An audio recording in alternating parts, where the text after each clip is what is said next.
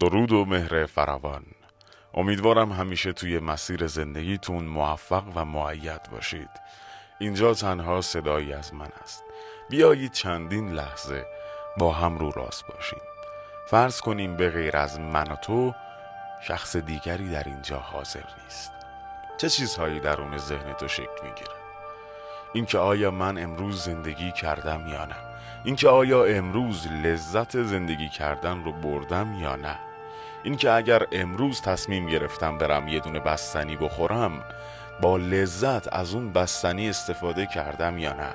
یا نه در حین خوردن اون بستنی هزاران فکر و مشغله کاری توی ذهن من بوده. اینا چیزایی هن که باعث میشه شما توی زندگیتون هیچ وقت نتونید از زندگیتون لذت ببرید. چی؟ دقیقاً چی؟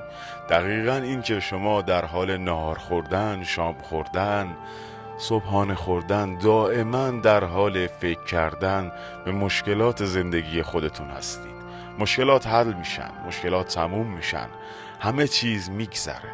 خوبی دنیا اینه که روزهای خدا قطار و پشت سر هم دیگه میان.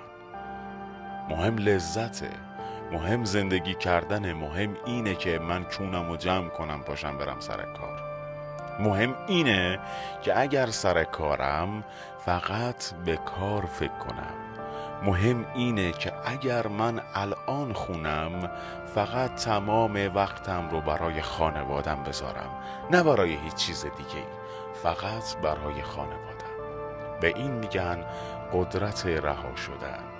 اما قدرت رها شدن واقعی چیه؟ خیلی ها میپرسن رها شدن چیه؟ رها شدن یعنی قیدش رو بزنی. رها شدن یعنی این که بدونی اگر این چیز رو نباید استفاده کنی، نباید سمتش بری، یا اگر اتفاقی برات افتاد کاملا رهاش کنید.